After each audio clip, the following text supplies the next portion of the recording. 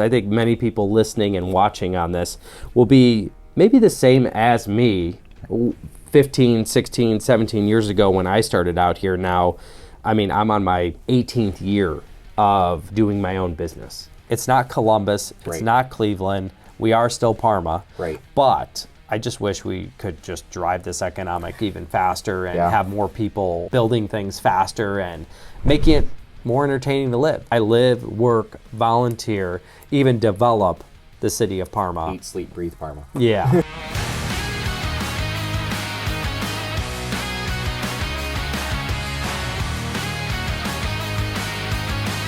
Hello everybody, my name's Rob Euerle. You are on the Meet Rob show, the first ever, the first show. The idea is because last year we talked about creating video, creating content, talking about my story. So like everything I've done to get here and everything that it's taken, the behind the scene, the blood, sweat, and tears, the fun stuff. Not the glory, not the TikTok shot that's 10 seconds that is all the glory, because remember there's 10 years in the making behind that kind of shot. But we are over 25 million views and we figured it's time to start talking to the audience a little bit further. And if you've seen our channel, we have a lot of popular videos of Parma Armory Shooting Center, Gun Safety Training Institute, Greenscape, Overlook, Pickleball, early group investments. There's so many different things going on here. We really wanted to get down and tell the story, go a little bit further deep into every one of these things, maybe even do some behind the scene of videos. I think that's really the goal. But I think today was more like an intro, a background, because I think many people listening and watching on this will be maybe the same as me 15, 16, 17 years ago when I started out here. Now, I mean, I'm on my 18th year of maybe doing my own business. So how long has it been? How long has it taken to get to certain places? What kind of work does it take to get to a certain place? So many different things. But anyway, we're at the Rob Euerle show here, and it's really Meet Rob, because really that was our title of that. So the key is Meet Rob. Why? Why that name? And maybe it's because everything we do is so random. It depends on what opportunity is presented to me. You have to come into my shoes and meet me every time I make a video, because we don't really know what we're gonna do tomorrow. I think I get presented something, just like we'll get into talking about this gun range. The gun range, I didn't know anything about shooting ranges. I barely even shot a gun when this place was born as Parma Armory Shooting Center. So I got the building and things like that. We'll go into some of those details. So we didn't really know what we're doing, including myself, you know. But someone may call me today and say, Rob, I have this building. What are you gonna do with it? And I say, I know what I'm going to do with it, but you're going to have to meet me, come on the show, talk about it. And I think also part of this show will be introducing you to people I know, the attorney, maybe the CPA, maybe insurance professionals, maybe other business owners. There's so many avenues we're going to take this show. But I thought it was good to start out, give people an idea of like, I am a real person. This is an AI bot, you know, shoveling rubber every day in these videos. But it is very funny. Some of our most popular videos are on the Parma Armory Shooting Center gun range. So you'll see some of those. You'll definitely see it in this channel. Just look at previous videos. Last year, I know we put out hundreds of videos. So we are very interested in sharing the word, telling the story, and I need your help to spread the word. Leave comments, subscribe, like the channel, like the videos, tell a friend. Soon enough, we'll have an audience here as well, and all interviewing, live Q&A. So Josh Rose is with me today. He's gonna moderate and lead the Meet Rob show, which is really just, maybe even today is meeting Rob. You know, really the show is Meet Rob. But we're meeting Rob today. So the idea is, you know, what is it taken? What is it? what direction are we going, what is going on, but maybe we'll take it deep back to the roots. So I hope that was good enough info to give you, really get you knowing what we're going to do, how we're going to do it, and what more is to come, really. Yeah. So there are so many great things here, but Josh, let's dive right into it. I know we're calling this episode one, Who Are You? Who are you? Yes. So anybody tuning in, and even myself, I guess I have some questions on here that I didn't know before, and I'm kind of really interested to find out. And so hopefully this will help some of you guys learn about Rob as well. The first question. I think that's some of the interesting part. Right. We're really interviewing Josh because Josh wants to interview me anyway. So this should be very natural to be like, Josh is like, hey, yeah, these are questions I wanted to ask Rob too, but he won't answer them. So I'm hoping he answers them now. Right. I got 5 minutes of your time, so I'm going to take it. Hopefully a little more than 5 minutes. Yeah. No, that sounds good. First question I think I want to know is, can you tell us a little bit more about where you grew up and what your childhood was like? Oh, yeah, okay. So grew up in a city called Parma. Okay. Parma is the seventh largest city in Parma, largest city in Ohio. Okay. Seventh largest there. So really, if you're not familiar, you're tuning in from somewhere not around Ohio. If you're in Cleveland, Ohio, right, that is really where we touch. That's the largest city that abuts this city. But anyway, we have about 90,000 people that live in this city, and I've lived here my entire life. Okay. Born, raised, and ironically, my family's not from around here. No? I don't know if people know this, but my whole family's from New York. Not New York City. We're actually from more like Lake Erie side of New York, which is like Angola, Buffalo, Binghamton. Okay. We ride around that Lake Erie area. But the funny part is the only reason I'm in Ohio and even in Parma is because my dad worked for General Motors. Interesting. So General Motors, my dad worked there since he was 18. And I always tell this story because I think it's crazy. But he was hired in at $1.25 an hour. Wow. When he was 18. Right. But retired at over $40 an hour as a skilled trade. But that was a few years ago. But funny is, Niagara plant basically told my dad, you can go to Parma. Okay. Or get fired because they closed they closed the plant. He goes, "What's Parma? What's Parma? What's this?" Even as this gets a little bit deeper too, but we'll go into this later. Actually, he grew up or came to Parma and actually lived right near Pickleball Center. I just learned this. So his first house was at the Pickleball Center area. So we'll dive into that one and how we got that building and what happened. So that was funny, bringing my mom down there and telling us the stories down there. So you don't even know that one. No, I was going to say I've never heard that. Yeah, literally on that Bennington Street, which is right. Oh yeah, right over. Yeah, right there. But hold on, before we go too far, Parma. Yes. Born, raised. Yeah. I went through the public school system. Right, childhood, yep. Ironically, another little offshoot we'll touch on too. The high school I graduated from, they demoed it. Parma Senior High, right? Yeah, they took it down, and we took that crushed up school and built pickleball with it. So we'll go into that one too. So my roots are really Parma, Cleveland, like this whole area, and what we're doing with what is part of my history too. So born, raised, done everything here. I have two brothers and a sister. All of us are about a year apart, so, poor my mom. Right. We're all in our 30s right now, so I'm 35 now, but I've been doing this, 18 years here. So in the business world in Parma, where I live, work, volunteer, lived with both my parents and my siblings, all in a house right by one of my, by my middle school. So if that gives you an idea of, Parma and the Parma story and the public school story, I think you could be successful no matter what you do, how you do it, where you do it, because it's just a mindset. Right. I think public school gets that stigma like, oh, you're not going to go anywhere if you don't go to public school. Right. Well, I was, went to public school, went to a community college, then went to a state college, and have all my education from those while I was also working the business. So I think the story goes that I think you're just making excuses up if you're needing an Ivy League school to be successful. It may help you accelerate that, but you don't need that. Parma is just Parma. Right. We're nothing special. We're nothing low or high. We're just in the middle and we're cruising, but it's a big city.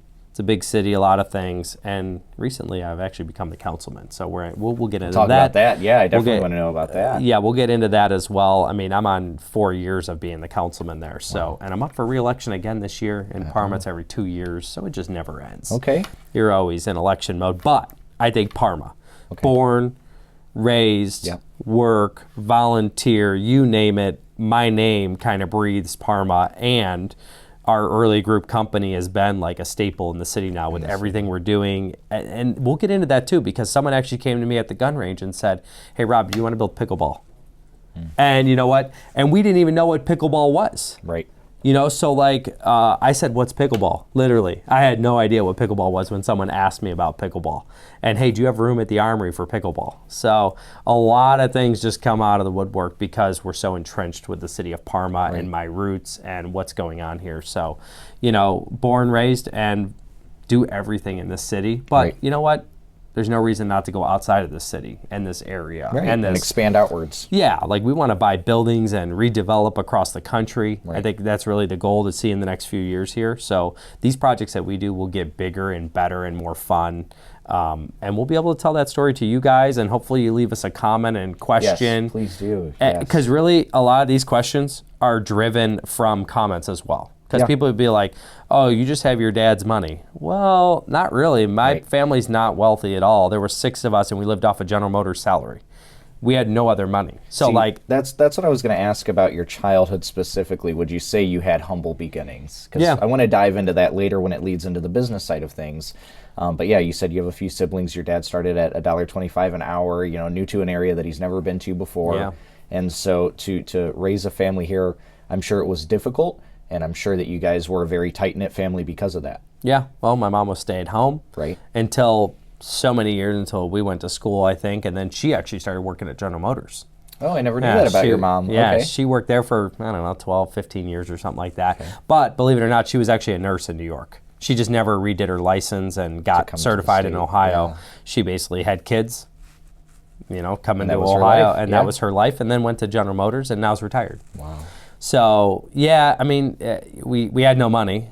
We had to build everything from nothing and scrounge up every dollar we can to make our bill. And we kind of, you know, have been proud to say we don't have to do that as much anymore. But we are constantly investing. So, I mean, we kind of are always looking for looking for another penny and get going, because it's hard in entrepreneur world. I mean, every day you got to figure out if someone's quitting, if someone's doing something different, if someone isn't working as hard, if someone didn't show up. Like, there are so many things that go into owning your own business that you don't even realize it until you're in it. And then, are we going to make payroll this week? What's going to go on? Like, so many different things we could definitely dive into and talk about. And maybe what I've done to cost savings as much as possible. Because I got to shop insurance and everything in between so I could save money. I mean, imagine paying 6 figures for your insurance company.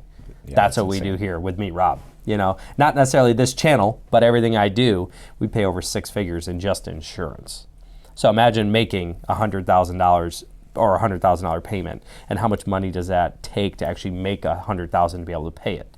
You know, every single year. Yeah, I mean, if you're a $1 million business making 10%, that's $100,000. Your 10% margin is your insurance bill. Yeah. Oh my goodness. So think about those things. There's a lot of expenses to owning your own businesses and different things, but hopefully one will, you know, start pushing the next.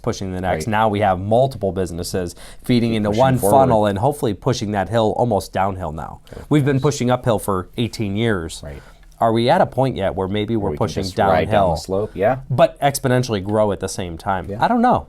You know, I don't know. It depends what we get tomorrow, because I might buy a huge building that just really straps us and we're really pushing it. But it's not unheard of for you. I know. Before we dive deeper into the businesses, I'd like to know, do you have any moments or experiences from your childhood that shaped who you are today? Like, was there one defining moment where you're like, okay, this is it, this is what I want to do? Well, there is one thing that sticks out in my mind, aside from my parents being excellent parents. Dad is always very relaxed. That's where my attitude comes from. You know, very relaxed, very easygoing. Like, you can't let everything stress you out, or this won't be good for you. So you got to have that relaxed mindset. I mean, still a heavy drive. I've always had ambition. So my parents have always pointed that out and helped me along to those things. So I would say really my parents are the ones that got me here. But one thing that sticks out too is an old baseball coach. And I think he challenged me really not only on the field, in the practice area and everything, but it really came down to, I promised him, who we actually lost him while we were playing baseball. Like it was a sudden death in our group of baseball players and everything. So we really were saddened from all that because we always looked up for him. He was always willing to play baseball, like always wanted everything for the kids to help us do anything. He played baseball on a very high level as well. I think even sometime in the MLB, but I think it was a very short stipend there. But he's a very good player is the point, and was passionate with everybody. But really came down to I promised him while I was on the field, while I was doing all this stuff, like my ambition was that I'll never work for somebody. Right. But in reality, I laugh because working for somebody is, as an employee is one thing, but really when you're an owner, you work for everybody. Right. Because everybody can come down for you and tell you you're doing stuff wrong. It's not just employees, it's now owners, it's now business people you work with. Neighbors to the businesses. Yeah. So it's ironic I say I just said I'd never be an employee because I wanted to create stuff. Right. So I promised him that I would never work for anybody, meaning that I'd be innovative and ambitious to move forward. So I promised that, and I never really looked back. Okay. And so it came all the way down from the final career I had was delivering the newspapers. Interesting. And to top that off was when I was 17. The Cleveland Plain Dealer bought out the Parma Sun Post. So the Parma Sun Post is what I delivered, hundreds of them a week. So I would get the papers, stuff them, roll them, deliver them, collect the money every month. But at the end of the day, Cleveland Plain Dealer bought them out. Right. And one day we just got a letter that says, next week you're done. It was like very informal, very quick. Right. So I put a letter in all the newspapers and I said, hey, tomorrow or next week, I don't have a job here, but I have a lawn mowing business.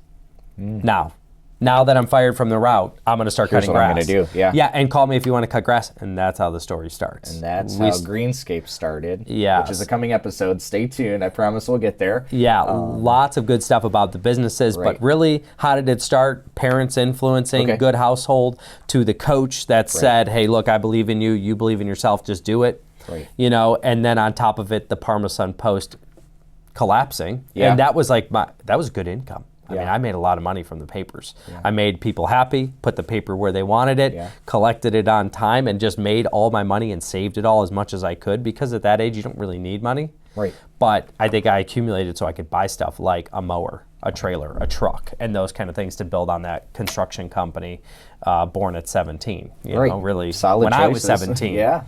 So at least, I think there's a lot that goes back there. Yeah. A lot of roots with that.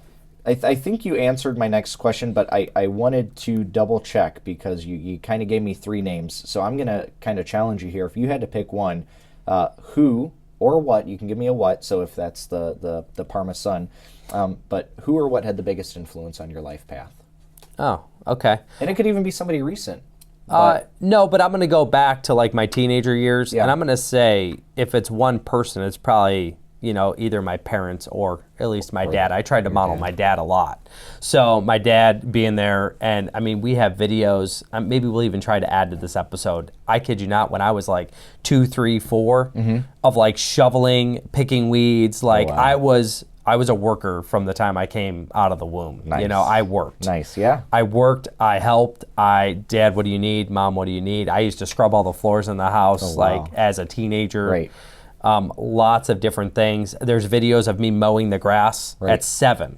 Uh-oh. I know people at 7 who don't even know their numbers, their names, their all this stuff. And it's funny, like I'm cutting the grass, I'm collecting money, I'm cutting and doing other jobs for people. Like I used to help my neighbor, he would pay me, like just it's incredible. So I would say really the parents have to have the top influence, because without them, I mean, I probably wouldn't be here. Probably wouldn't be here. Exactly. I mean, it'd be a lot harder of a path, I'm sure, without two parents. Right. Got to have mom and dad around. Steady household. Yeah. Steady job. Yeah. My mom always said, "You're going to school." I have perfect attendance all through school. Like I never missed anything. Interesting. And it's in you don't, if you're gonna miss a day of school, you're gonna miss an opportunity. I agree. If you're gonna miss a day of work, you're gonna miss an opportunity. I agree. You're gonna miss this. You're gonna miss that. And there are trade-offs. You're going to have to pick. Right. Because with 3 kids, a wife, a dog, a house, you got to pick, do I go to this event? Do I not go to this event? So there's so many things you got to pick, but are you going to go to school or not? Right. And that was not a question in my house. Ironically, I've been packing my lunch since I was in grade school. To this day, I have a lunch in my car. He does. He still packs his lunch every day. I mean, you always have to have food. Food is the fuel. Yep. You know, you got to have something to snack on. Even if it's not a full lunch, you got to have snacks. You got to have something. So it's interesting. You know, you really got to get in there and be ready. Yeah. You got to have that lunch. You got to go to class. You got to go to school. Yeah. You got to go to work. If you're not here, you know, it's not going to work, because I know you and others will see me coming to work every day, pushing the envelope, cleaning up, scrubbing the bathroom, checking out, picking up trash. All that plays a part in being successful. But I think I was taught that probably by my parents. Yeah. Maybe my mom and dad as a combo, but of course I lean towards my dad, because maybe it's the father figure, but also the attitude. Okay. I think the attitude gets you a lot of places you want to go. So if it's being super kind, like I like to feel I am, super open-minded, very forgiving, you know, like, you know, those kind of traits are coming from my dad. That's good. And less stress, I think, will keep you alive, will keep the business going. So there's so many things that I think he contributed to. And that plus, general attitude. Plus, he was always out working in the yard. Like we always called it as putzing around. Yeah. You know, do a little here, do a little there, do a little here. Well, the putz mode, you know, I was right there with him. And it still gets things done. Yeah, we'd clean the garage, do the shrubs, cut the grass. Dad, what are we doing next? Right. You know, Always I'd wake up early, make breakfast for everybody. Oh, that's nice. I mean, we could interview my whole family, and I'm sure they'd be like, We'd love yeah, to get in here. you'd scrub and wax the floor, you'd cook breakfast. I go, look, all I did was work. And it's funny, even now, we're still shoveling the rubber, talking about different things, doing things around the building, vacuuming, cleaning. Like, we're still doing that. Yeah. It never ends. And now we have a facility where over 1,000 people walk through the door a day, every week. Oh, yeah. You know, on average, 1,000 people. You know, you have to be able to clean up and put on your best face every time. When I first started here, and I'll just tell you guys a little bit. So I started here almost 3 years ago, and I remember thinking to myself, okay, this is Rob, because I met him probably about after a week that I started here, and I remember thinking to myself, he's here every day. Why is he here every day? He's the owner of the business. Why are you here every single day? Like, that was just weird to me, because I've worked in many businesses and industries prior to this, where if you were a higher up in the company, no, you were out early Friday afternoon and I seen you late Monday morning. Like that was just how I was accustomed to the working field. And then when I started working here, it quite literally was every single day. And then I think after about my first 8 months, I think you started to take Sundays, you know, to spend, you know, with your family.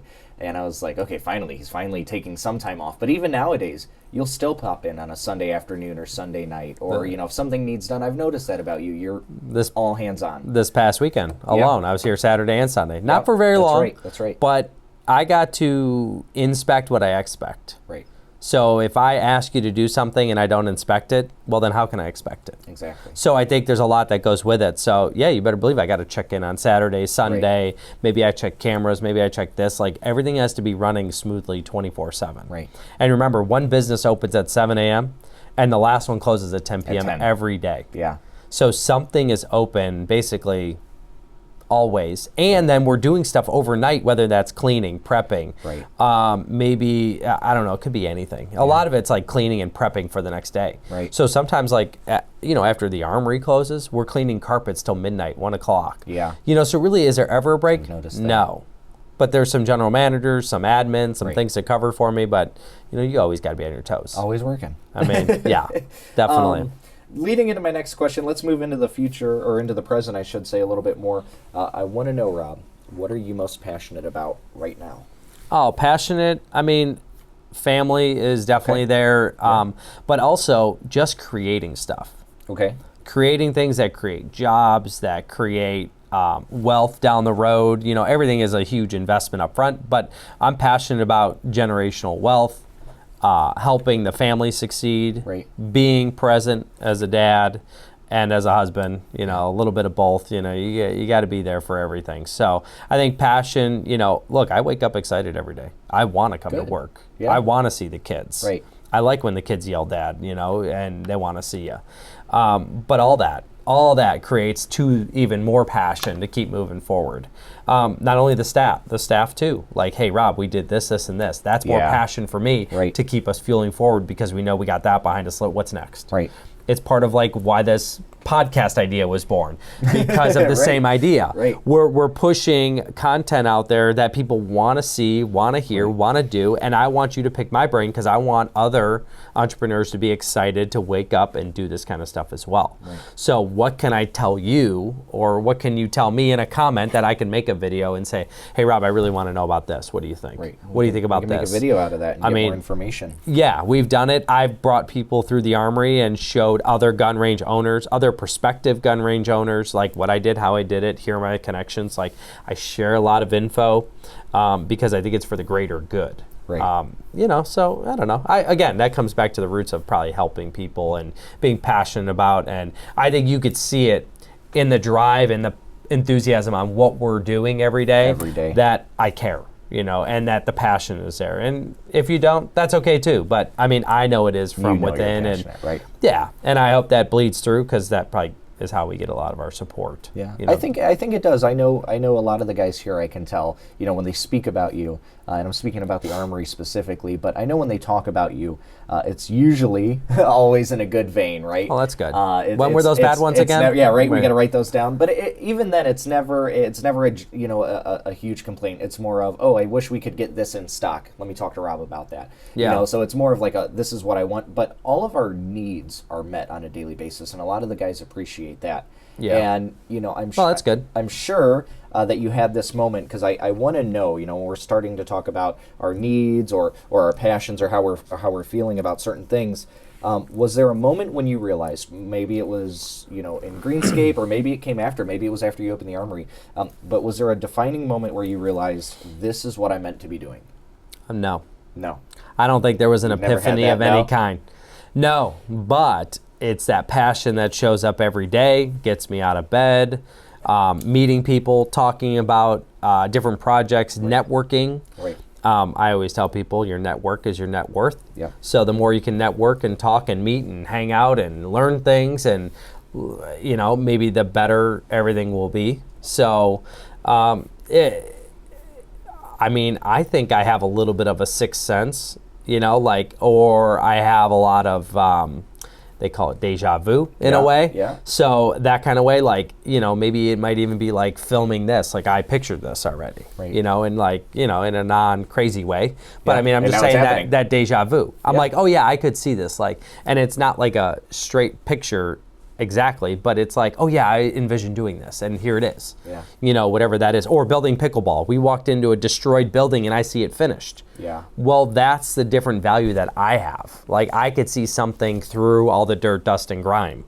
I see it done. The end product. Yeah, just like building the gun range. This place was a military base that was just run down with homeless people, flooded. And I'm like, yeah, this is a gun range. This is going to be the best in the world. Yeah, we've got to talk about that. When I first started here, I heard the rumors of what this place used to be and how it looked before Rob got in here, and I really want to know more about that. Oh, I've heard everything from, like, this place is haunted because somebody in the military was killed in here somehow, some way. And then when I get it over, we had paranormal things. Paranormal groups in here. We had ghost hunts. We had all kinds of stuff. But it was like any way I can make money. Yeah. So like we were doing ghost hunts, and that was $500. Let's do it. Yeah, we'll do a ghost hunt. I mean, this whole thing's vacant. Let's do it. It doesn't hurt. Well, we need the money to clean, to paint, to renovate, to fix up the building. I mean, we got $500,000 worth of roofs over our heads. So, I mean, nothing is cheap. So we got to keep pushing it forward. And, even the building we had on the property as well for a maintenance garage is now a venue. Right. For weddings. Yeah, for the Overlook Venue. Yeah. Built for my own wedding. So another thing, we didn't know we were going to build a wedding venue, and we had to build it in less than 6 months. Right. From concept to wedding, less than 6 months. So crazy what we... That was a crazy transformation back there, and I can't wait to get into that with you. Down to painting the morning of my wedding. So lots of exciting, crazy stuff that would happen. Yeah. Whether it be, trying to open the day before the end of the year for the Armory. Right. That's how we opened this. Like the day before the end of the year struck, and it was like, let's get it done. Let's just open it. So I know we got into your passions, and I know we kind of asked was there an epiphany moment? And maybe you have already given me an answer for this, But aside from all the happy stuff, everything we've talked about has been really happy, really, happy-go-lucky, right? As some would say. What motivates you to keep going on tough days? Oh. Like the days where you don't feel like getting out of bed, what is that one driving force that's like, I've got to do this, or I need to do this because of? Yeah, well, I think that driving force is going to be the entities themselves and the people that rely on it.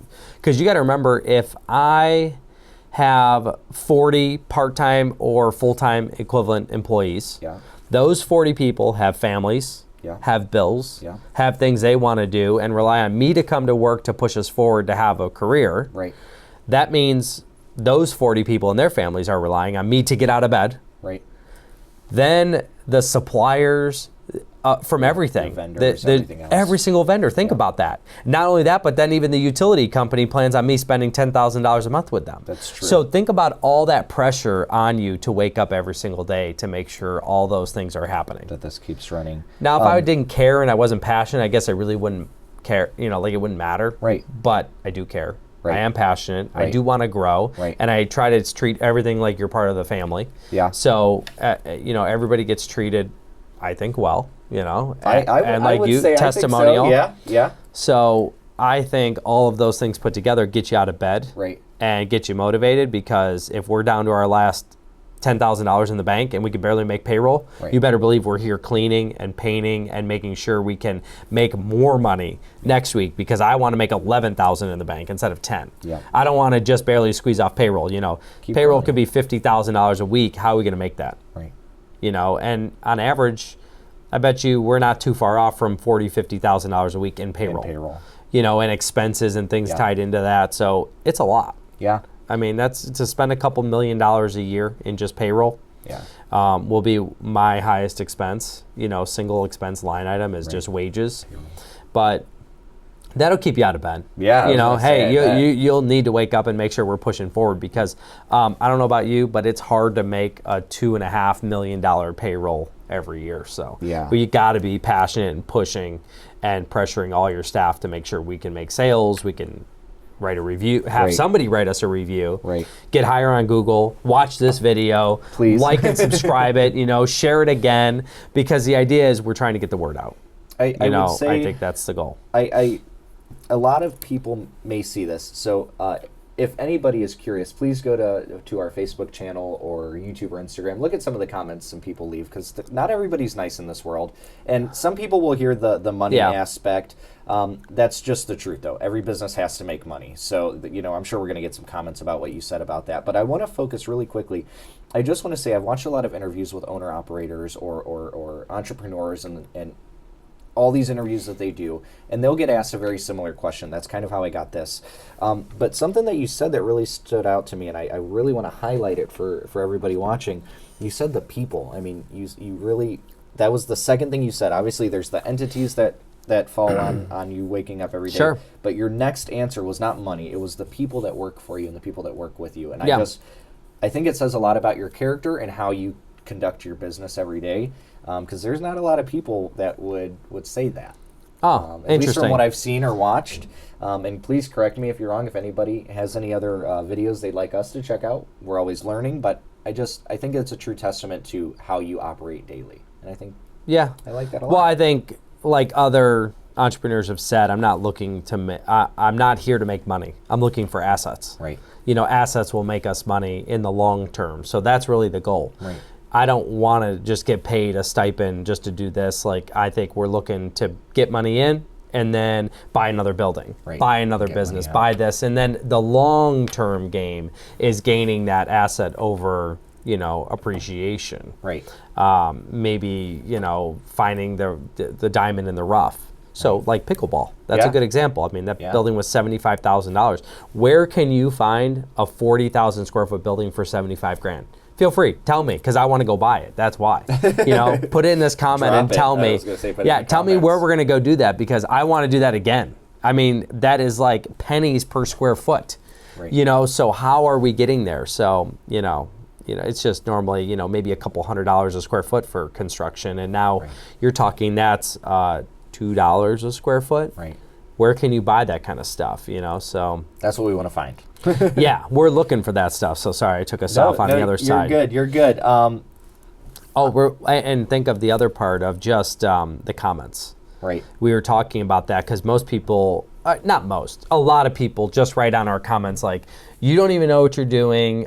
You don't know where this goes. You don't know how to shovel. By the way, wait till we get to the shovel. I have the shovel over here too, just so you guys know. Just in case you have followed the channel, you'll know what I'm talking about, the shovel. But ironically, it's just people, I wish people would leave a comment here more about, like, what can I learn? What can I do? What is Rob doing that I want to do? Because I'm trying to learn as well. So maybe you have some great ideas. Hey, did you ever think of this? How about this? Would you do this? Like, tell me those things. But I'm going to share what I know. And I know since we had over 25 million views last year, I can only tell it through this video because I can't possibly meet with 25 million people and try and explain all this in 1 hour, video here. So if I can watch or put this video together and spread that word, I think we need some feedback. We want to talk about this. This is an open-ended conversation where these videos have no ending.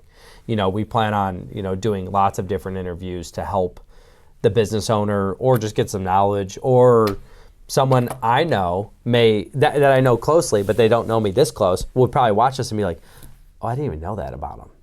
Maybe even some of the staff, you're learning. My first 6 questions, I've learned more now ever than I have in the past 3 years about you. Yeah, so. And part of starting this video podcast idea was just even, we're not going to script it. Right. I had no idea what this was or anything about it. You did not read these questions beforehand. You just came up with some questions, and you've even changed your questions. I've seen that. Yeah. So you're going back to something else. So the point is, it's not scripted. Right. We're here to tell a story, give you everything I got in my head. So hopefully it can inspire one more person to do something and be an entrepreneur or continue their entrepreneur journey and just have more knowledge about it. Yeah. I mean, that's what I'm doing every day. I'm trying to find someone to interview. Maybe somebody can tell me, who should I go interview? Right. I don't know. And this is free knowledge too. You're not selling a class. You're not charging a subscription to watch. And maybe we should. No. We can get there one day. Coaching calls below. Yeah, there we go. Let's do a coaching call. We could do coaching calls. Yeah, there's definitely something we could do. But again, it's we got to make money to actually put videos on and publish and spend time at it. But at the end of the day, if I can inspire someone, this is even better. That's the goal. Yeah. I mean, we're looking for sponsors. What companies are going to be a sponsor of this ad or this podcast or whatnot? So if you got that too, we'll take them. Yeah, we'll take them. But anyway, there's so many great things to do. So go ahead. I don't want to. No, you're good. You're good. My next question, again, we've already covered it, so I'm only going to ask you the second half. But the first half of the question was, how did you get started in your field? So obviously we know that the Parma Sun closed down. But what drew you to starting lawn care? What made you want to do lawn care? Well, remember I said I was a good saver when I was a teenager because I didn't know what to spend my money on yet. Yeah. So I had money in the bank, and the easiest business to get into has got to be mowing grass. Right. So that was it. It was just easy. It's easy. It's easy to buy a truck, buy a trailer. Right. And actually, I started the business by buying a tractor and cutting down my entire street because I had 20 lawns just on my street. So I didn't need a truck and a trailer or anything. In my teenager years, I just had a tractor. Right. Weed trimmer, and you had weed whackers or stick trimmers. Yeah. Right near you. Yeah, and then blowers, and then you're done. I had no overhead. Actually, at one point, one of my girlfriends even worked with me. Nice. I was like, well, I guess if you want to spend time together, this is what I do. I go to school, get my work done, maybe eat, and then go work, and, she worked with me too. That's nice. My current wife doesn't even know that probably. That's the funny part. But if she watches this, she will know. Leah, when you watch this. Yeah, we'll have to get her to watch the whole thing, and she'll be like, oh, I didn't even know. Yeah, maybe I don't like this guy. No. That won't be the case. No, I don't think so. That'd be funny, though. So going off She'll probably have more follow-up questions. Right? Oh, hey, she's going to drop some comments, hopefully, and we'll get to ask those later She's probably going to be like, oh, so if you want to stay with me, do I have to go cut grass with you? Ironically, last year I took her out mowing with me. Wow. She's like, can I get on a mower? So we got on this 72-inch stand-up mower, and she was just having a fun time. Wow. She is a educator and a doctor in her field, and you know what? If she can break up her monotonous work on meeting in the classroom and with teachers and stuff like that by mowing grass, she was excited. Yeah, why not? So we spent a Saturday cutting acres of grass, ironically, just a couple buildings around here, too. Oh, my goodness. But that was funny. So, I was going to say, I bet she had fun. something different, that's it. If we're going along the lines, because now we're really into learning about your career and the creativity aspect, I want to ask you, what do you think has been one of the most unexpected lessons you've learned on your way to where you are now? Oh, a lesson. An unexpected lesson, yeah. Well, that could go back to being passionate about what we're doing and the lessons that the lesson that I think I know as an entrepreneur is that passion and that drive and my ambition have to stay sparked all the time. And I'm doing that through creating things, creating maybe these ideas of different videos to creating pickleball and Parma Armory Shooting Center and Overlook Venue and Greenscape and developing. Right. Like all those things are really what I think are, creating the lessons every day that I'm learning to get us to go moving forward. So maybe there's again, no single thing, that lesson like, look, we've had people not pay us. I've been in court. Right. Okay, I've learned that. Right. I've learned you got to wake up and be ambitious because someone will want to bring you down. Somebody's, just bringing the whole thing down. Well, you got to fire them. Yeah. You got to get them out of there. Right. There's just people that just speak that way. Yeah. No. I mean, even your friends and family around you, like, hey, why do you even do that? Why do you put up with that? What do you do? It goes like, back to that mindset piece of this is how you have to think about it. Yeah, just think of the end in mind rather than the current, because most of the things that bother us today aren't going to bother us next year. Right. Or it's a good way to think about it. What's bothering you today, like dirty dishes might have bothered me today. Yeah. They really don't matter a year later. Like, that doesn't bother me. Yeah, a 5-minute issue is not a 5-year problem. Yeah, you could say that, but it could be all the little things. Yeah. The little things don't. You gotta let them kind of go over, address them, but don't let them bother you. Right. So you got to be passionate and stick with that, or you will lose the ambition. Then you lose the drive. Then you lose. Like, it all just starts going downhill. It tumbles downhill. So. When we're talking about our drive and our passion, is there, and this might lead us slightly off topic, so I'm going to try to moderate this a little harder, but is there a project or accomplishment recently that you're very proud of?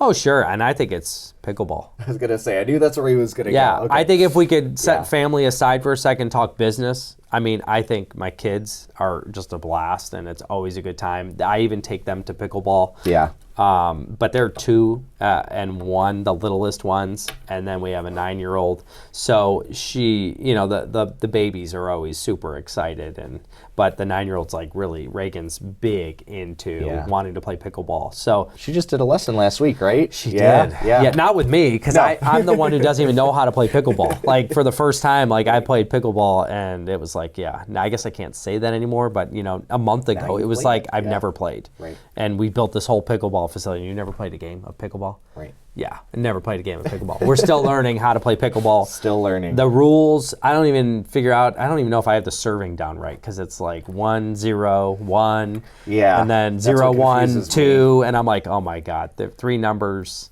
We start off playing 0, 0, 2. Yeah. I'm like, I'm 1.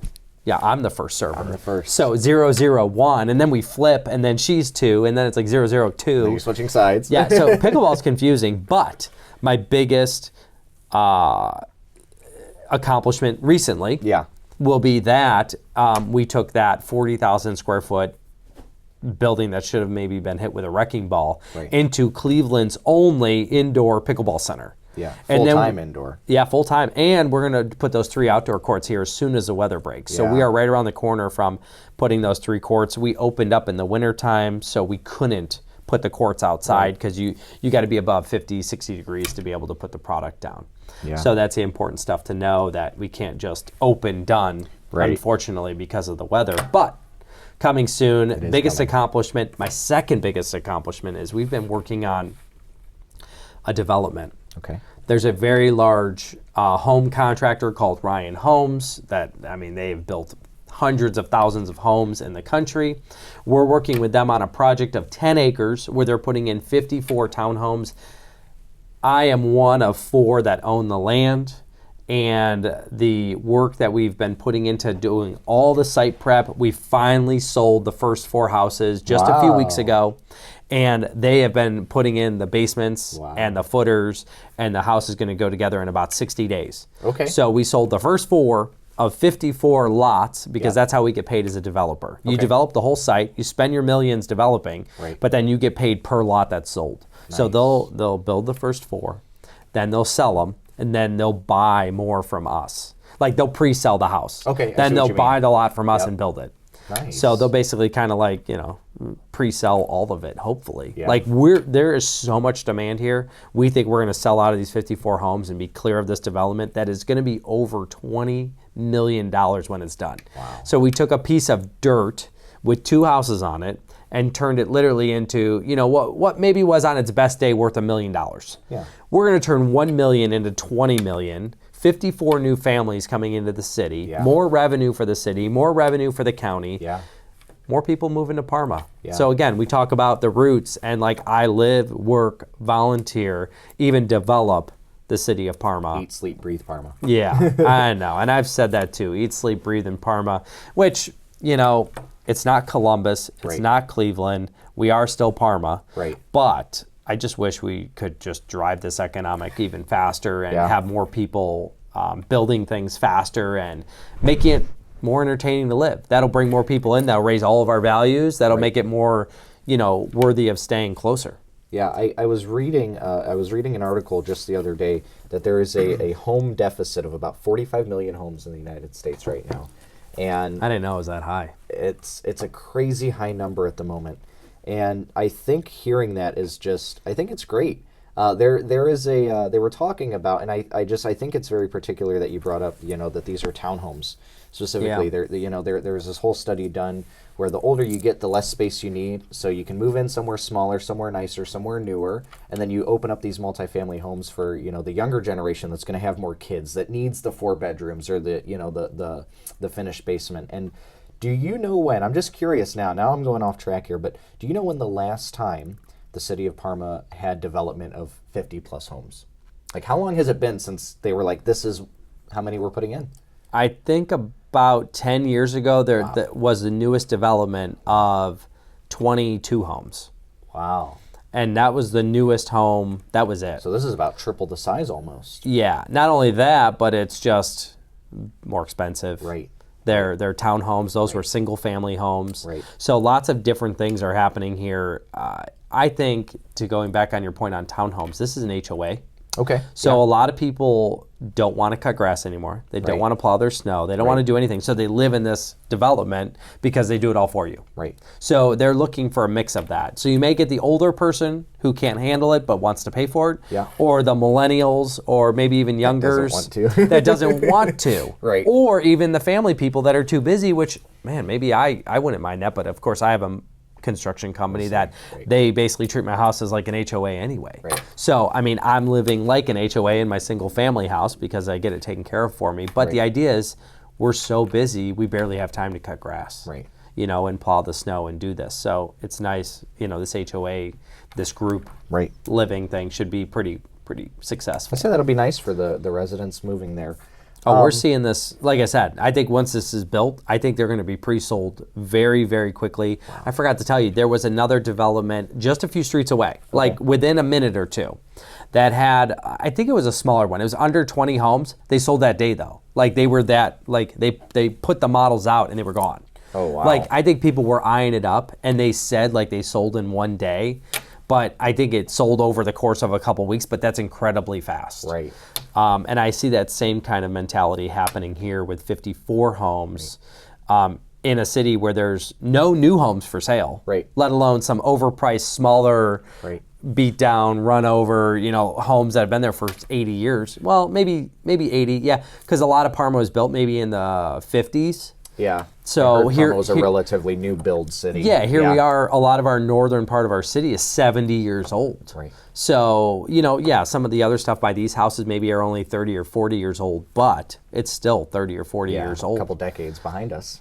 Right. So they want a new, nice house that they don't have to take care of or maintain for a long time. And then also they don't want to cut the grass and plow the snow. So Yeah. I understand that. I only say that because these 54 homes will give us plenty of revenue to go into our next project I want to be passionate about, which again, I don't even know what it is. Right.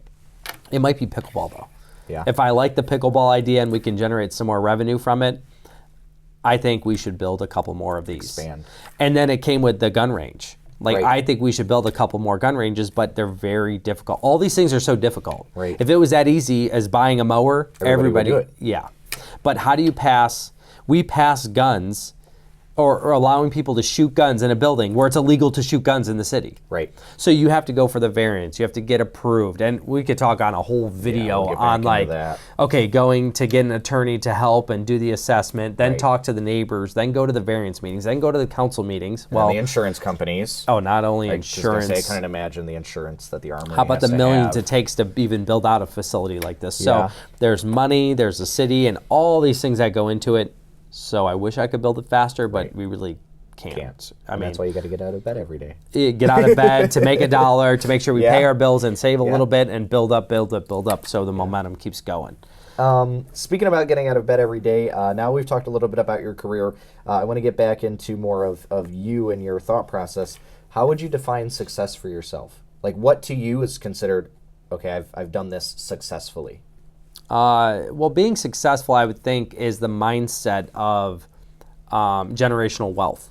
Okay. So I think success is not a number really determined yet, unless I do off my goals, which is like, okay, 100,000 units, be able to write myself a $100 million check, have my corporate jets, Right. like that's the kind of idea. Right. Like, okay, those are the long-term ideas to strive for.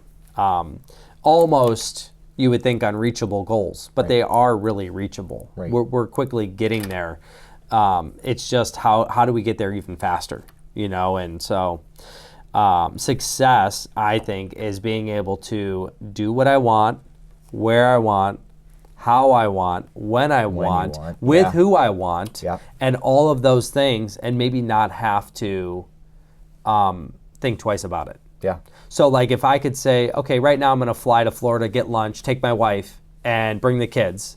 And I'm going to do that. I'm going to fly out at 3:30 today. Yeah. So I have a few hours to figure that out. That's success. Right. Freedom Right. is success. Freedom. Freedom, like buying back my time. Yeah. So if I could have a house cleaner, a house manager, and then a manager here, and then a manager over at pickleball and the venue and all the real estate, I think success is just having my time to do what I want, where I want, how I want, everything. So that could really be success. Success isn't, oh, I just made $100,000.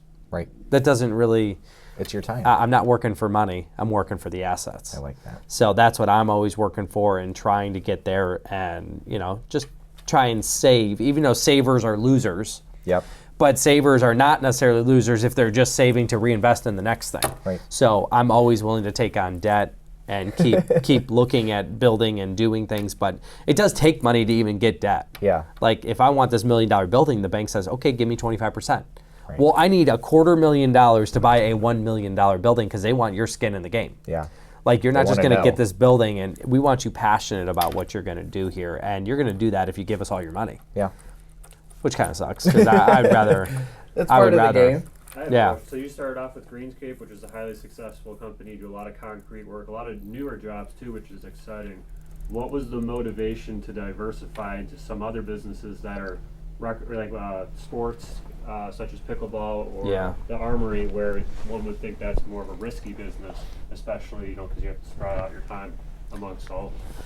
That's a great point, and that's why I was back to I don't really know what we're going to do and how we're going to do it, but when we said, yeah, we're going to buy this building, Right. I bought the building for the back garage to make sure Greenscape had a home so we could cut the grass, plow the snow, pour the concrete, clean all that stuff up, and have a home to call home. Now, when we had this front building, it was like, okay, highest and best use of this building. Okay, gun range. Let's Right. build it. Now it's a combo of best use for the real estate we bought Yeah. and a job for Greenscape. So, right, we reinvested in ourselves again and again and again. And I'm talking about legacy wealth. Yeah. Now, pickleball is making me, okay, maybe only pickleball is making me $100 a day. But guess what? What do I do today? What did I do today to make $100? I just survived the day. Right. Because pickleball made me $100. Right. Parma Armory Shooting Center. If it was only $100, okay, I made $100 from Parma Armory Shooting Center, and what I do? All I did was get through the day. Right. Now Greenscape, I made $100. So now we're talking, how do I make $300, $400, $500 a day, and I didn't do anything? Just Not making that it I'm through. lazy. I'm trying to create the passive income Right. and the generational wealth down the line. So now we make $100 for every business that we have a day. And then on top of that, your assets appreciated from our balance sheet might be $5 million now, but every year it adds maybe 10%. So $500,000 a year, the whole portfolio goes up because of enhancements we've done, because of this. So if you do the 10-year projection, we've invested $5 million, we make $500 a day, and the portfolio might be worth $10 million. Right. And it's all paid for. So now we can re-leverage that asset into something bigger, or cash out, or, I don't know, just keep running the same thing. Yeah. Maybe just keep it paid off and just make the higher cash flow every month and reinvest it in something else, because I think there's always that turn of reinvesting. If you come through every building, we're cleaning, painting, fixing, upgrading. Always something Yeah, going on. always something. So I think I'm adding value. This building here was $600,000, but I think it's worth maybe with a zero on there. You know, so could I potentially sell this complex for $6 million?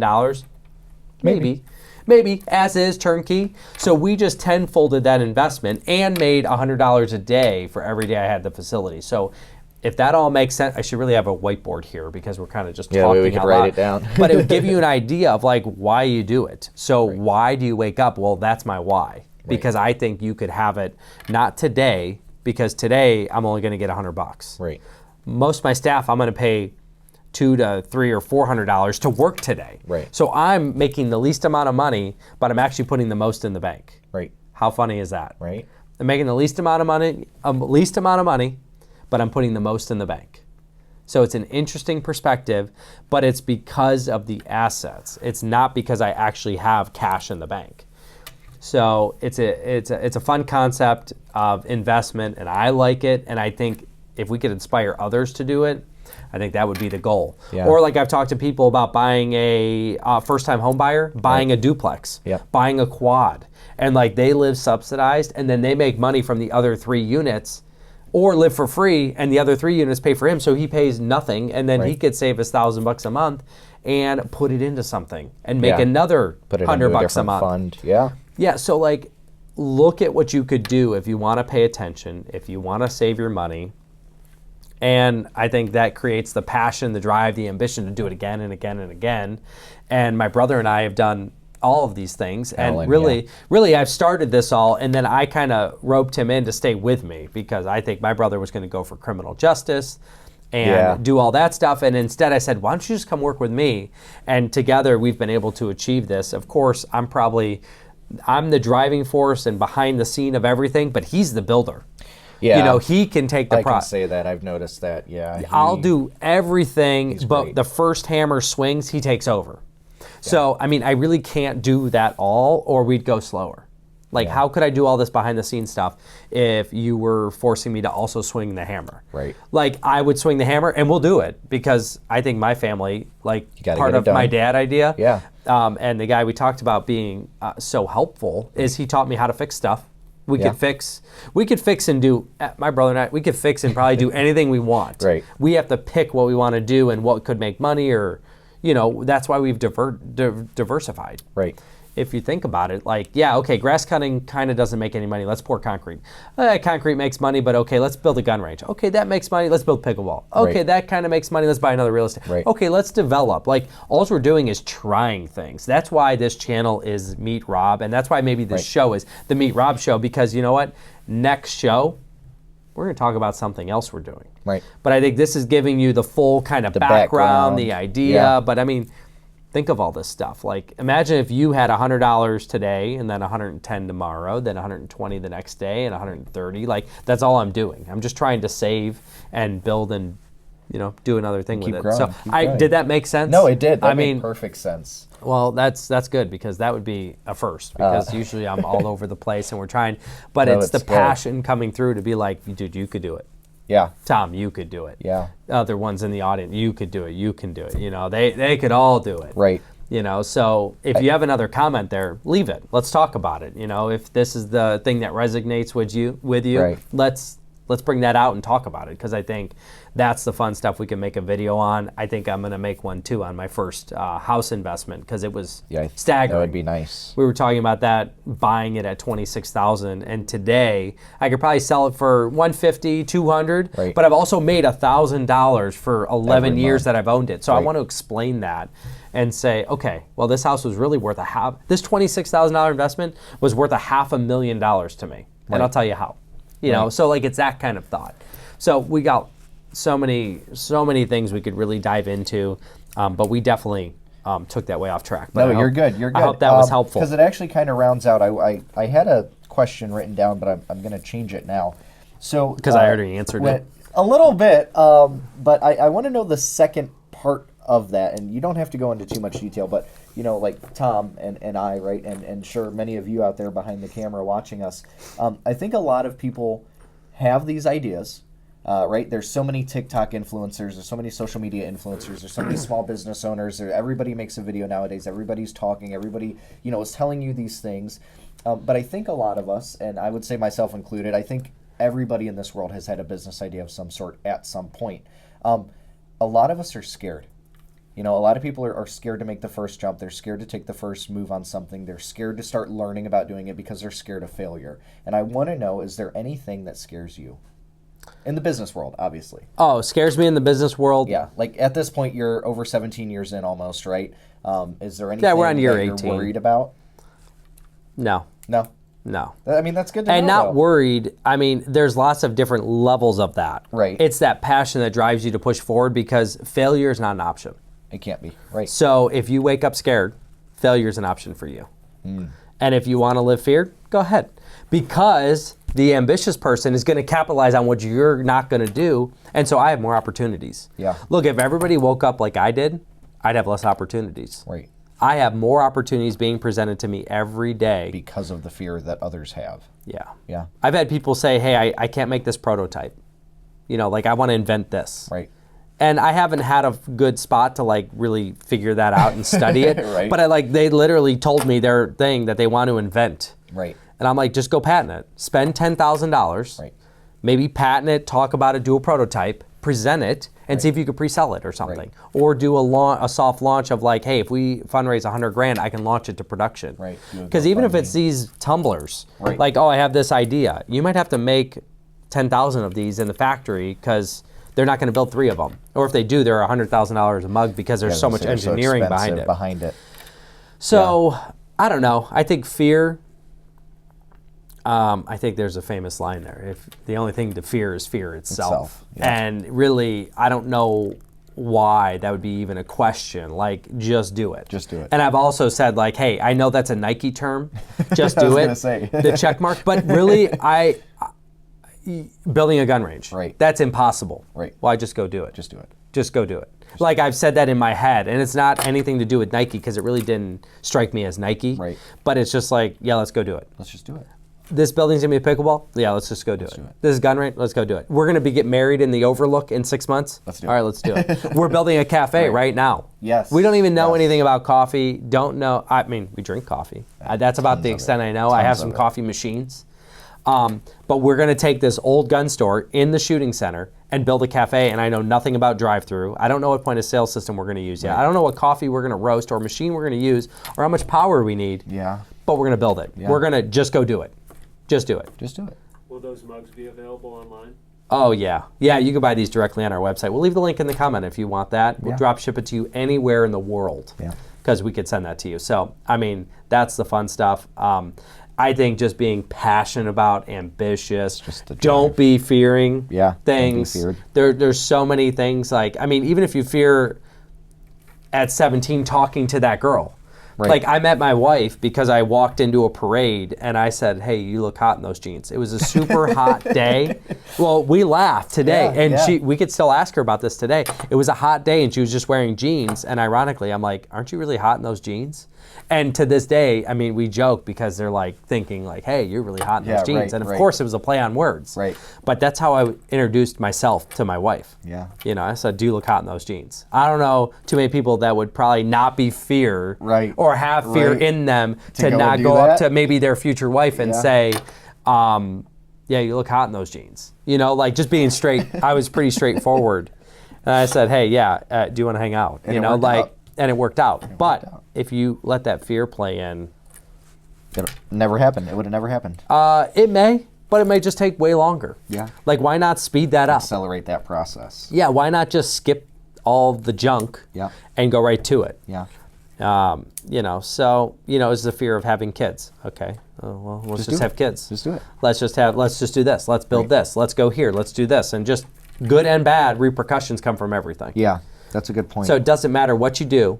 Somebody suffered, but Yeah. it's like the greater good for whatever you want to do, and that's what we do. and it'll work out. I mean, we need to relax on the weekends, and we don't. We take the kids to the museum, the aquarium, the metro parks, the zoo, and everything when we should probably be relaxing because I work 60 hours a week. Yeah. You know, and instead, no, it's kid time, and we go play. And that means that you also clean up and do everything from 7 p.m. when you put them to bed Right. to 10 o'clock at night and hope to get to bed before 11 and do it all again. Yeah. Yeah. So there's no relaxed time. There's no time to fear. You just don't even think about it. You're just doing it. Yeah, just live passionate, ambitious, and keep moving forward. And I hope the Meet Rob show really resonates with somebody. Do that for somebody, yeah. And actually, I hope I will send this out to a bunch of friends that probably don't even know this much about me, because I feel like just, Like, you hey, know, come learn this about me. let's put it out there and talk about it and kind of go from there. Yeah. So what else were you thinking? So I've only got a few more for you. This one I really want to know, now that I'm interested, because I have a sneaking suspicion about what your answer might be. We've talked about your passions. We talked about how you're not fearful anymore. But I want to know, do you have any daily habits or routines that help you stay grounded? Like, and you don't have to go into crazy detail, but, you know, what's your daily routine, and what keeps you grounded throughout the day? Sure. We'll keep religion and politics out of all this Right. conversation. Yeah. I think what just keeps it grounded is that you kind of wake up with wake up or go to bed with a plan in mind. Okay. So I think everything is planned in a way. Yeah. Like okay, every day I rewrite. I wish I brought my notes with me. Every day I go through my phone at night and prep everything I need to do the next day, top priority items, Right. Catch up on text messages or callbacks or whatever I got to do. So as soon as we're done with this video here, I'm going to get back into my list of things and connections I need to do. So at night, I prep for the next day. Yeah. And then every day, I wake up, there's a routine. Right. You know, could I tell you, most of the stuff is done upstairs, and then I come downstairs and I don't go back upstairs. Right. So everything you have to do upstairs, you got to get done there. get it done there. Come downstairs, And keep moving forward. pack your lunch, Yeah. brew some coffee, eat breakfast, take your vitamins. All these things are so important. Visit with the kids or whatever, or the wife that are up. Like there's silly things that you don't think of, but do you wash your face? Do you brush your teeth? Yeah. Do your hair? Yeah. Get dressed. Make sure you have everything. Grab your vitamins for the day. Then I go downstairs. Right. And it sounds silly, but most people forget to take their vitamins every day. Yeah. Mine's actually in a pill organizer, so like you don't forget. I have an AM and a PM. Right. And like you take those, and I just do the same. It's easy to grab this blue shirt. Yeah. Yeah, it's easy to grab one of these. Time out in the morning. Yeah. Right. Do the same thing every day. That's right. Yeah. Actually, we should do a video of my closet, because really should. all it is blue jeans and this shirt for the most part. Like one half the closet is all that. So it's like, hey, it's very easy for me to wake up and go. I could do my hair, face, and brush my teeth in 15 minutes. I know, ladies, you're going to take a lot longer, or some guys take a lot longer, Yeah. but I'm saying like, hey, look, 20 minutes, done. Dressed, ready to go out the door, and successfully. Right. If you didn't dress for success, why'd you get out? Like, I can't believe people leave the house, and you may do it, so Tom, you may do it too, so sorry if I offend you. But yeah. why do you leave the house in sweatpants, sweatshirt, Oh, no, hair I don't do undone, sloppy, you smell? Right. Like, how is that a presentation to be successful? Right. You probably also feared waking up and fear everything else you do. Like, I don't see that being a successful recipe. don't mind me. There are probably plenty of successful people. Adam Sandler, I think, is one of these people that goes around looking like a bum. And does whatever he wants, yeah. But I know he's a billionaire. But I'm saying, okay, look, let's remove the outliers. And why don't you dress like you want to be? Right. Dress like you want to be successful. Yeah. Dress and clean yourself up enough. Yeah. Brush your teeth, please. Because your teeth are yellow and they smell. Yeah. Or your mouth smells. Like, how am I going to interact with people and be successful if I smell and I can't even hold a conversation, or you don't want to look at me? Like, so I think there's so many little things. Like, I'm kind of offended why you didn't want to look presentable to leave your house. Right. You know, or even going to church, and like people don't even wear anything nice. Like, come on, why even bother going out? Yeah. Like, you literally came in sweatpants and a sweatshirt. Like, look, I appreciate you go to church and want to learn something. Yeah. Look, I don't even hold that against you, for you. I don't care. Right. I don't even go to church every week like I should. That's not the point. The point is that you didn't leave the house ready for success. Right. So you talk about fear. Yeah. I bet you have fear. Yeah. Because you have fear in even putting your own hair up. Yeah. And brushing your teeth. Every day. So, Every day. Yeah. I will say, too, there was a quote I heard a long time ago that says, dress for the job you want, not the job that you have.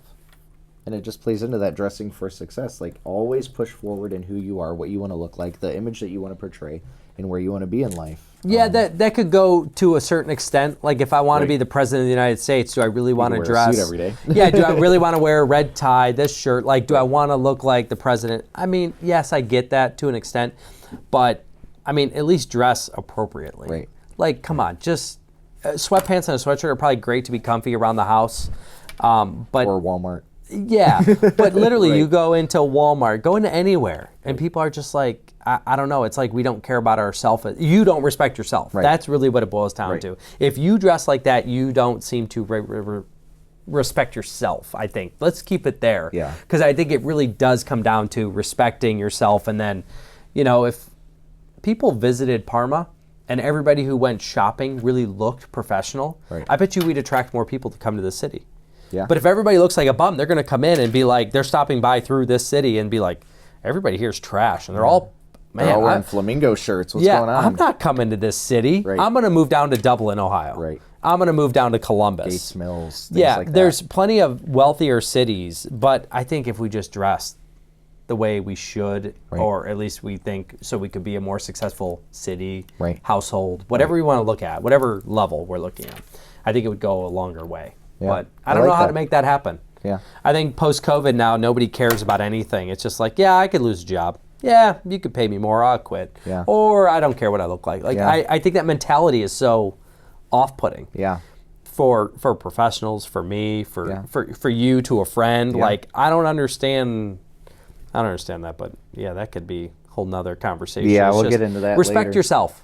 Yeah. At the end of the day, respect yourself.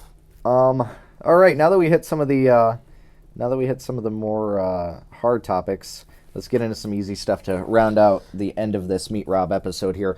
I want to know, if you weren't doing what you currently do now, right, with all your businesses and being an entrepreneur, what's something else you could see yourself doing?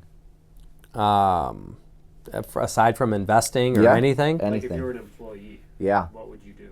Like, if you had to be an employee, where would you like to work? What career field would you want to be in? Oh. Well, I volunteer with the State Highway Patrol.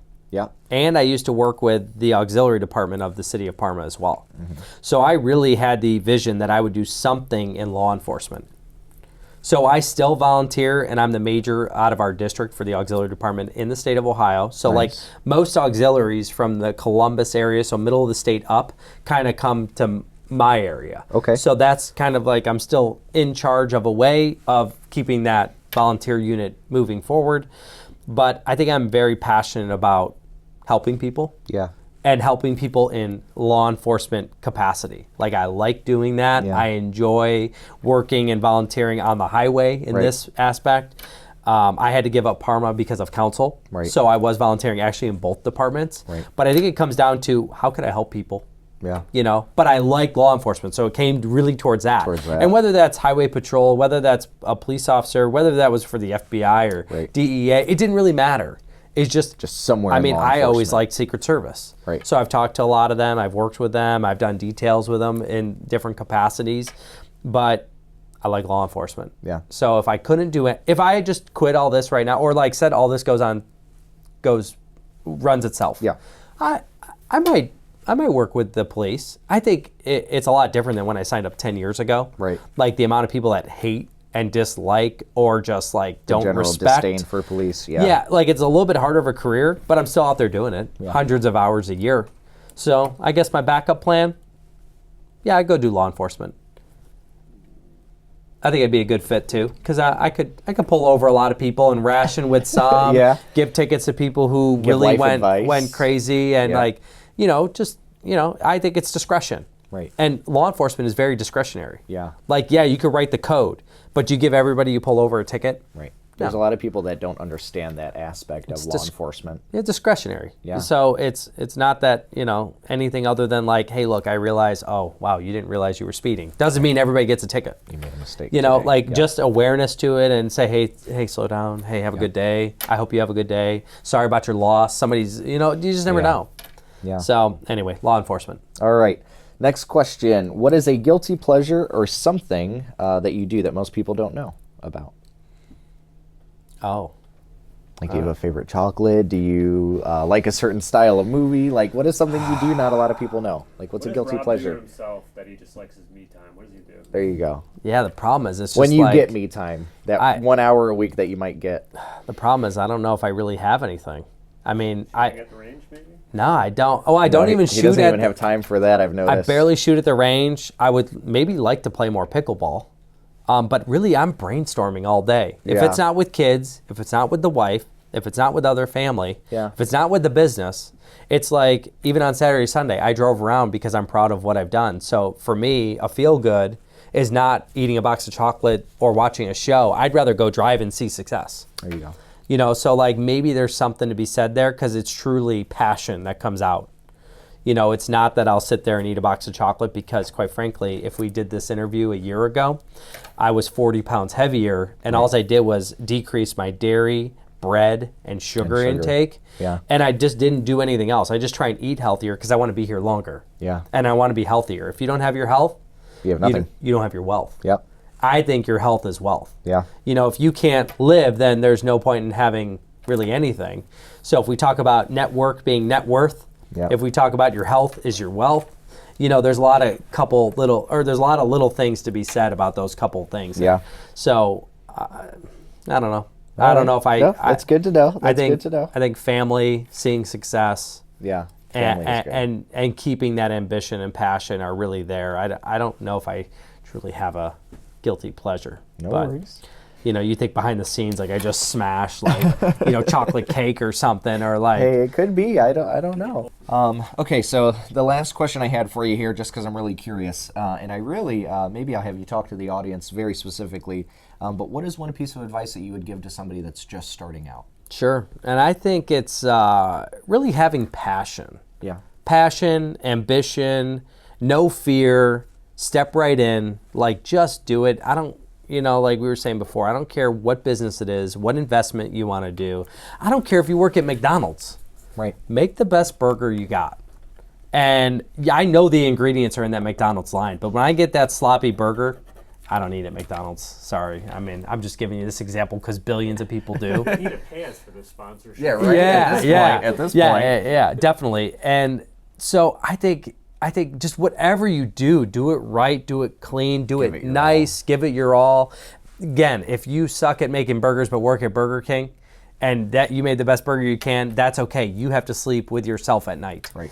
But I think if everybody could just be a little more passionate and not go to Walmart in your sweatpants, okay, that would be great. Right. But I mean, I get it. Fine. You want to dress down, go to Walmart, do what you want to do. But I think at the end of the day, have respect for yourself. Don't fear much. Yeah.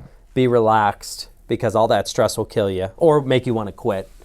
So some of those things I would definitely stick with. But most importantly, be passionate about what you're doing. And even if you suck at it, at least you be passionate. Be passionate about going through it. Yeah, right? Just get it done and move on to the next thing. Because some things are really hard every day, but you won't know because I won't bother showing it. We're just going to push along, get it done, and move on. Keep doing it. Yeah.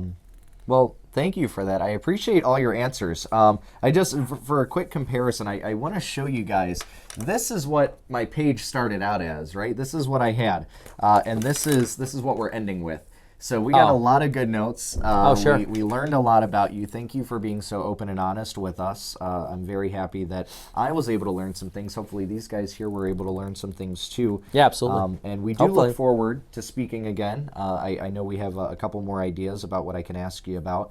But really, like you were telling them earlier, guys, please leave a like, comment, share this video with somebody who you know might be interested in an answer to one of these questions. Oh, absolutely. Obviously, I know you said you're going to share it to people you know who might not know this much about you. I'd be curious to see if they get through the whole hour and talk about and see it and learn something and say, Rob, I didn't know that. Yeah. I didn't even know you cared about your parents. I hope nobody says that one. Yeah, but, don't say that. You know, Don't say that. no, but I'm just thinking, out loud, Yeah. just, but anyway, great to have you here moderating, talking about it, digesting all this good stuff, just picking an entrepreneur's brain, because I don't have all the answers. I'm just giving you my answers. You're just doing it. So, yeah, we're just doing it. We're having no fear. Great.